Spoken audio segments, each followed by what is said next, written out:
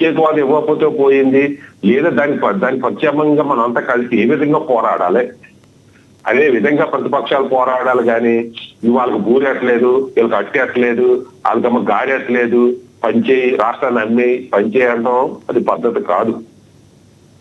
రెండోది ప్రధానమైన విషయం ఏంటంటే వాళ్ళకి అది సంక్షేమ పథకం లేదు, వీళ్ళకి ఇదానం లేదన్నారు. కానీ జగన్మోహన్ రెడ్డి గారు మరి కాపులు మా కాపు టైగులు, కాపులకు అన్యాయం జరుగుతుంది, కాపు సీఎం అయిపోవాలని వాళ్ళందరూ అంటున్నారు కదా. మరి కాపులకి జరుగుతున్న అన్యాయం గురించి ఎందుకు ప్రస్తావించలేదు జగన్మోహన్ రెడ్డి గారు?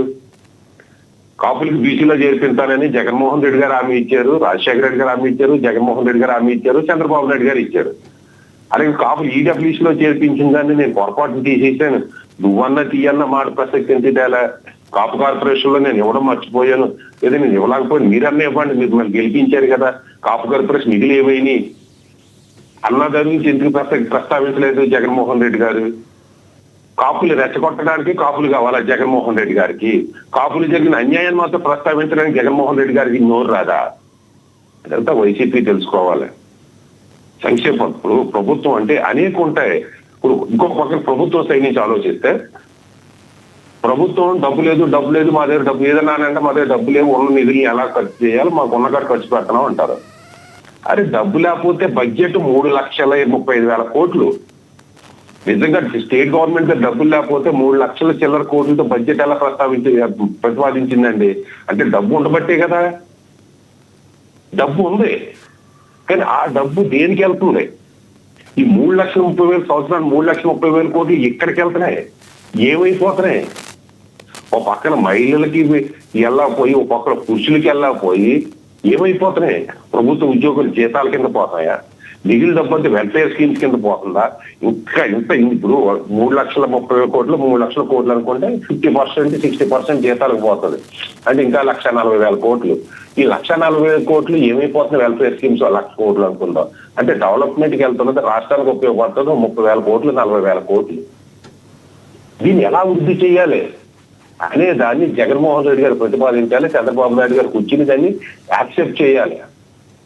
అంతే తప్పించి నేను అధికారంలో రావాలంటే రాష్ట్రాన్ని ఇంకో 1,00,000 కోట్లు పనిచేయాలి, మీరు అధికారంలో కొనసాగాలంటే 3 లక్షల కోట్లు పనిచేయాలి, రాష్ట్రాన్ని అమ్మేసి తాకట్లు పెట్టేయాలి అనే విధానం ప్రతిపక్షంలో ఉన్న ప్రతిపక్ష పార్టీకి జగన్మోహన్ రెడ్డి గారికి మంచిది కాదు.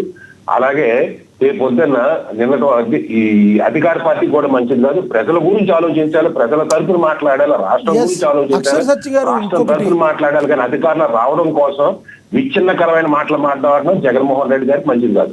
ఇంకొకటి సార్, మనం సునిశ్చితంగా గమనిస్తే ఈ మధ్య కోర్టు కూడా, అత్యున్నత ధర్మాసనం కూడా ఏం చెప్తుంది, ఎందుకు వచ్చింది మీ రాజకీయ పార్టీలకి అంటే not only Congress, not only BJP, అన్ని రాజకీయ పార్టీలకి చెప్పింది కోర్టు, ఎందుకు వచ్చిన వెల్ఫేర్ స్కీమ్స్ మీరు ఏదన్నా ఉంటే ప్రజలకి మంచి దోవ చూపించాలి కానీ అని చెప్తున్న తరుణంలో ఇప్పుడు పశ్చిమ బెంగాల్ ఎన్నికల నేపథ్యంలో కూడా మమతా బెనర్జీ గారు 10వ తరగతి పాస్ అయిన వాళ్ళకి, గతంలో ఉన్న వాళ్ళకి, అర్హులైన వాళ్ళందరికీ కూడా నెలకి 1,500 రూపాయలు ఇస్తామంటున్నారు. ఎలా చూడాలంటారు? అసలు రాజకీయ పార్టీల యొక్క తీరుని ఏ రకంగా చెప్తారు సార్ మీరు? నిన్నటి వరకు జగన్మోహన్ రెడ్డి గారు ఇచ్చిన, ఇప్పుడు చంద్రబాబు నాయుడు గారు ఇచ్చిన, వాళ్ళ డబ్బుల నుంచి వరకు అదే ప్రజల ఆస్తులే కదా. ఇప్పుడు వెల్ఫేర్ స్కీమ్స్ రాష్ట్రంలో కొంతమందికి ఇస్తారు, 130 మందికి ఇస్తున్నారు అనుకుందాం. లేదా ఒక ఉన్న వెల్ఫేర్ స్కీమ్స్ కంటే జనాభా కంటే కార్డులు ఎక్కువ మంది స్కీమ్ తీసుకుంటున్నారు అంటున్నారు. పేదరికం కంటే కూడా, పేదరికం 30% అంటారు, కార్డులు ఈ వెల్ఫేర్ స్కీమ్స్ ఇస్తున్న వాళ్ళు 60% చూపిస్తారు. ఇతలాటం ఏ ప్రభుత్వం చెప్పదు. ఇప్పుడు వీటిలందరినీ ఎవరిని కంట్రోల్ చేయాలంటే, ఇప్పుడు ఇంట్లో కుటుంబ సభ్యులు డబ్బులు వృధా చేసేసి అప్పు చేసి పప్పు కూడా అనుకుంటే కుటుంబం పెద్ద మందలించాడు, ఒరే బాబు, ఒరే పెద్దోడా కొంచెం ఖర్చు తగ్గించరా, ఒరే చిన్నాడా కొంచెం ఖర్చు తగ్గించారా అని మందలించాలి. ఆ పెద్దోడే అప్పు చేసి పప్పు కూడా తింటుంటే పిల్లలకి ఎక్కడ భయం ఉంటుందండి? ఇక్కడ పెద్దోడు ఎవడంటే కేంద్ర ప్రభుత్వం. ఈ కేంద్ర ప్రభుత్వం రాష్ట్ర ప్రభుత్వానికి ధీటుగా వెల్ఫేర్ స్కీమ్స్ ప్రవేశపెట్టి వెల్ఫేర్ స్కీమ్స్ పరిపాలన అన్నట్టుగా డబ్బులు పంచిపెట్టేస్తుంటే రాష్ట్ర ప్రభుత్వాన్ని కంట్రోల్ చేసేది ఎవరండి? అలాగే ప్రజలకు ఎవరు డ్రామా ఆర్టిస్ట్ అంటున్నారు కదా, నేను అది ముందు చెప్పడం మర్చిపోయా. అందరికంటే చంద్రబాబు నాయుడు గారి కంటే, జగన్మోహన్ రెడ్డి గారి కంటే, నరేంద్ర మోడీ గారి కంటే కూడా పెద్ద డ్రామా ఆర్టిస్ట్ ఎవరంటే ఓటేసి గెలిపించినవాడు, నాతో సహా. ఈ ఓటేసి గెలిపించేవాడికి వెల్ఫేర్ స్కీమ్స్ ఉండాలి, అన్ని ఇచ్చేలే. అమ్మ తడి నాన్న తడి రోజుకు ఒక 1000 రోజుకు 1000 రూపాయలు 2000 రూపాయలు ఇచ్చేయాలి. మళ్ళీ ఓటు వేసినప్పుడు రోజు ఎలక్షన్ 15 రోజులు రోజు బిర్యానీ ప్యాకెట్ ఇవ్వాలి, ఒక మందు చేసి ఇవ్వాలి, ఓటు వేసి ముందు 3000 5000 రూపాయలు డబ్బు ఇవ్వాలి, మళ్ళీ ఇంట్లోకి ఒక కుక్కర్ సెట్టో ఏదో ఒకటి గాజులో బంగారం ఇవ్వాలి. ఇవన్నీ ఇచ్చి వెల్ఫేర్ స్కీమ్స్ ఇచ్చేయాలంటే ఎక్కడి నుంచి తెస్తారండి? చంద్రబాబు నాయుడు గారు అయితే మాత్రం, పవన్ కళ్యాణ్ గారు అయితే మాత్రం, లేదా రేపు పొద్దున్న జగన్మోహన్ రెడ్డి గారు వస్తే మాత్రం ఎక్కడి నుంచి తెచ్చేస్తారండి? ఈ ప్రజలు డ్రామా ఆర్టిస్టుల కింద మాట్లాడడం మానేసి, యాక్ట్ చేయడం మానేసి, వాస్తవాల బేస్ మీద ప్రజలు నాయకులు ఎన్నుకోవడం నేర్చుకుంటే ఈ వెల్ఫేర్ స్కీమ్స్ ద్వారా పట్టే దౌర్భాగ్యము దుర్భర పరిస్థితులు పోయే పరిస్థితులు వస్తాయి సార్. రైట్ సత్యం గారు, ఎస్ అందుబాటులో ఉండండి సార్, మళ్ళీ మాట్లాడతాను. మనతోటి విజయ శేఖర్ రెడ్డి గారు జాయిన్ అయ్యారు, టీడీపీ అధికార ప్రతినిధి. ఆయనతో మాట్లాడదాం. విజయశేఖర్ రెడ్డి గారు నమస్తే సార్. నమస్కారం మీకు. నమస్కారం. విజయశేఖర్ రెడ్డి గారు, నిన్న జగన్మోహన్ రెడ్డి గారు ఒక మాట మాట్లాడారు పొద్దున, ఈరోజు అనుకుంటా. మహిళలను మోసం చేసిన చంద్రబాబు మహిళా దినోత్సవం రోజు మరొక డ్రామా రక్తి కట్టించారు. ఏ ఒక్క హామీను అమలు చేయకపోయినా అన్నీ చేసేసినట్టుగా డ్రామాలు ఆడుతున్నారు అని ఆయన ఎక్స్లో పోస్ట్ చేశారు. ఇక డ్వాక్రా మహిళలకు 0 వడ్డీ పథకానికి 3 బడ్జెట్లో అతిగతి లేదు, కానీ అనేక పథకాలను రద్దు చేసిన చంద్రబాబుకు మహిళా సాధికారత గురించి మాట్లాడే అర్హత లేదని మండిపడ్డారు. 3 రోజుల్లో చంద్రబాబు మరి ప్రభుత్వం 3 డ్రామాలు చూపించిందని ఘాటుగా వ్యాఖ్యానించారు. అసెంబ్లీలో ఒక డ్రామా, పగటి వేషాలు వేసుకున్న ఒక ఎమ్మెల్యేతో మరో డ్రామా. ఇది అండర్లైన్. ఎవరు పగటి వేషాలు వేసుకునే ఎమ్మెల్యే ఎవరో మరి మీరెవరు అనుకుంటారో మీరు చెప్పాలి. ఈ రెండింటికి కొనసాగింపుగా అంతర్జాతీయ మహిళా దినోత్సవం రోజు చంద్రబాబు మరో డ్రామాకు తెరలేపారని ఆయన అక్కసాళ్ళకెక్కారు. 50% ఉన్న మహిళలకు ఏ ఒక్క హామీ కూడా అమలు చేయలేదని తెలిపారు. నిజమేనంటారా సార్? ఇప్పుడు ఒక తండ్రికి ఒక బిడ్డకు 10 రకాల చాక్లెట్లు బిస్కెట్ రకరకాల ఇచ్చానుకోండి, వాటిని చూసి ఆట ఏదో ఒకటి ఒక రకమైన చాక్లెట్ లేకపోతే ఒక రకమైన బిస్కెట్ ఒక రకమైన చాక్లెట్ అని ఆ పిల్లలు బిస్కెట్ ఉందండి. ఇప్పుడు సూపర్ సిక్స్ లో భాగంగా మనం 80-90% హామీని అమలు చేస్తున్నాం చూస్తున్నారు. ఇప్పుడు అమ్మకు తల్లికి వందనం దాంట్లో భాగంగా ఈ రోజు 67 లక్షల మంది బిడ్డలకు మనము 15,000 లెక్కన ప్రభుత్వం అందిస్తున్నాం. అట్లాగే అబాబాబులకు ఒకరు ఉన్నారు, లేదంటే ప్రతి ఒక్కరు అక్కడ లేడీస్ లేడీస్ ఉన్నారు ఏంటంటే వారికి 4,000 రూపాయలు ఖర్చు తీసుకున్నాం.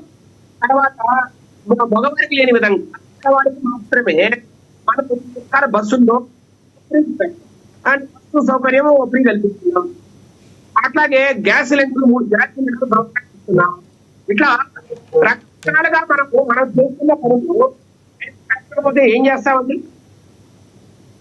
ఇట్లా రకరకాల పనులు మనం చేస్తున్నాం.